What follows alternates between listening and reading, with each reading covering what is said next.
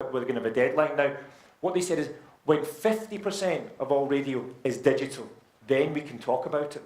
And as you said earlier, at the moment we're at 1/3. So we have some way to go yet. And here is one of the key things. When national coverage, because you can't switch off unless you have an alternative, is their view is that the BBC, the coverage has to be the same. I think the BBC has to reach 95% of coverage, and commercial DAB has to reach 90% of the people. Now, we're not at that point yet, but when we get to that point, we're going to talk about setting a date. So I hope that gives you some idea that after the length of time, after more than a decade of being in this, we still are talking, well, we still get criteria that we've yet to meet. So if you're talking about investing now for FM, you can see where you are along this road versus where we are. Now, I want to show you a different country now, and this is Norway. Norway is an interesting place, a much smaller country, and the population is less than 10 million. They're very affluent. They're also an oil producer, like Nigeria. Actually, one of the, per head of populations, most affluent countries in Europe. So they started off with a FM switchover plan in 2011. They also are on the DAB platform, which is the nationwide network. Now, they decided, very ambitious, that it would be 99.5% coverage required from the public service and 90% from the commercial. They also said that the technology has to be the right technology for the consumer, not from the engineer, but the consumers have to identify the receivers in the market.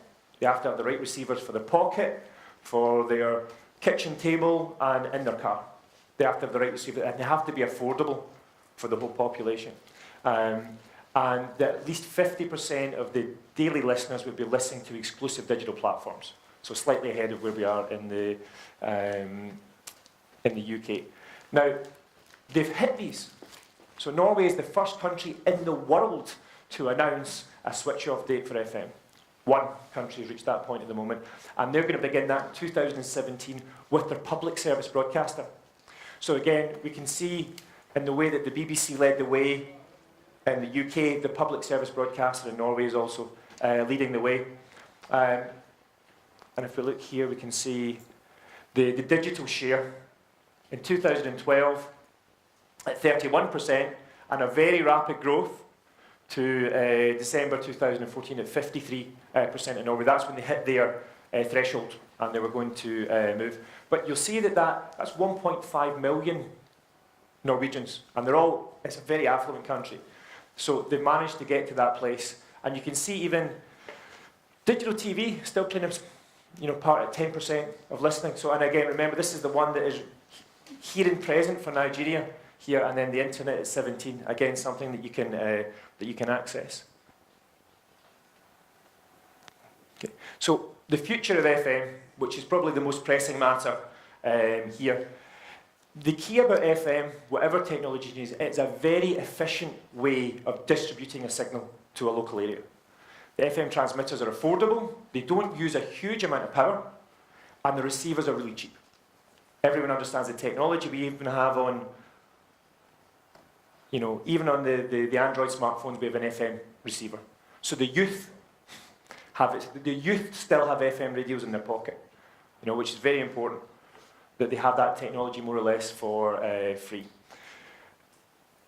And at the moment, I'm going to say there's no pressure for a digital dividend. I don't know if you've seen the reports in the paper today, or yesterday rather, where they were talking about the digital dividend, and that Nigeria can make $1 billion from the spectrum of TV. Okay, this is one of the drivers for TV switch-off. The spectrum that they have when analog TV is gone is very large, so that can be sold off to telecommunications, and what they call is a digital dividend. There's a profit to be made when that spectrum is sold. The FM band is not so large that there is actually a commercial dividend from selling it off. Okay, so there's not the same commercial pressure on radio that there is on TV to get out the way for telecoms, okay?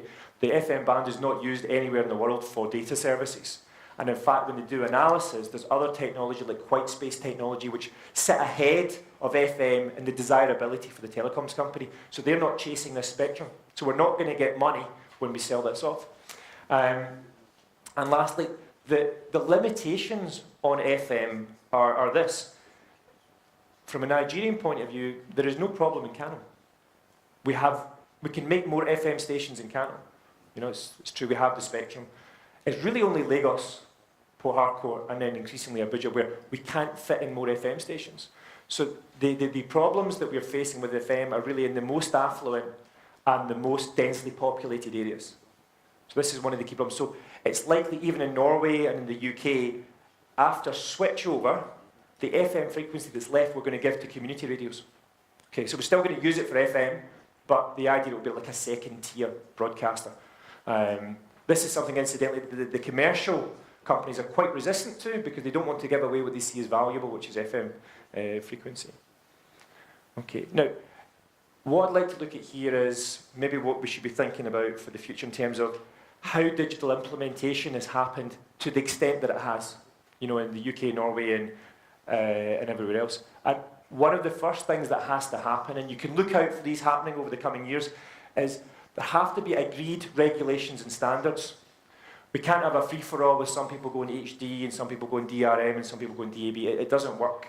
You know, everyone needs to get together in a room. NBC before had spoken about HD as being the required standard, but we have to agree to the required standard, and everybody has to decide how that works.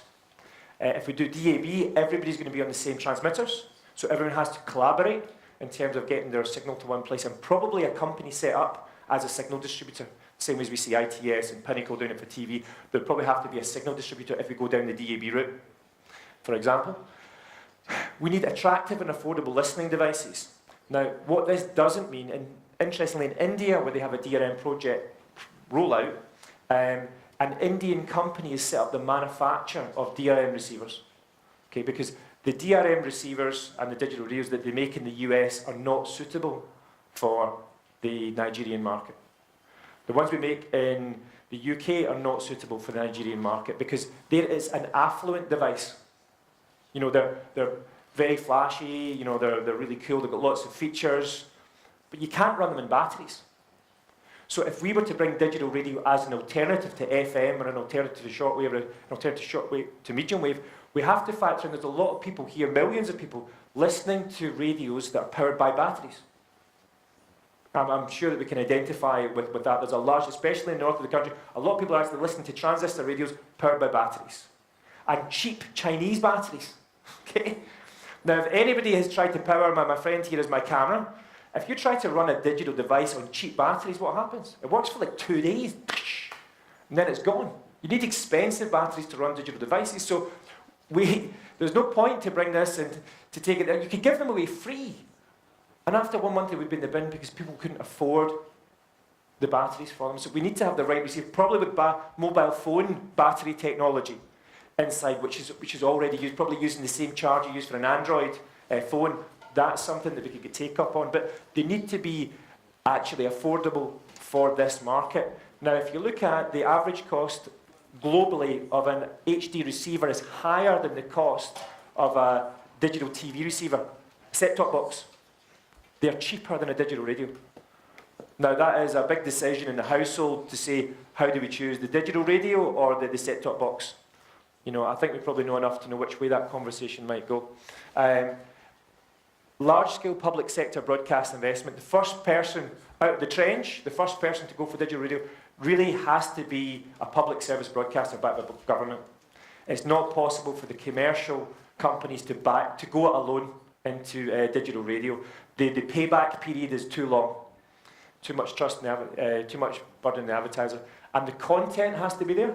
So if you want to buy digital radio, you need to know you're going to get something you're not getting somewhere else, and you need reliable coverage. Because people don't want to be listening to a sports program, and they drive somewhere, and then they lose the signal, it comes back, and they lose it, and it comes back. One minor point that I'll just raise is, if you have Donald, can you come up here, please? If you can stand at the end of the table for me, just here. Donald is a transmitter. I know he doesn't look like one, but for the purpose of the next minute, he's going to be a transmitter. Okay, if Donald is the transmitter, when we plot how far things go, we would say, if we do a survey of the mast height and everything, we would say maybe, for instance, the signal will go to here with FM. We'll get to here. And if it was digital signal, we might get to here. So our coverage is wider, by the plan, okay? When we work out the maths and we do the number. But what happens is, if I'm driving in my car and I'm listening to FM,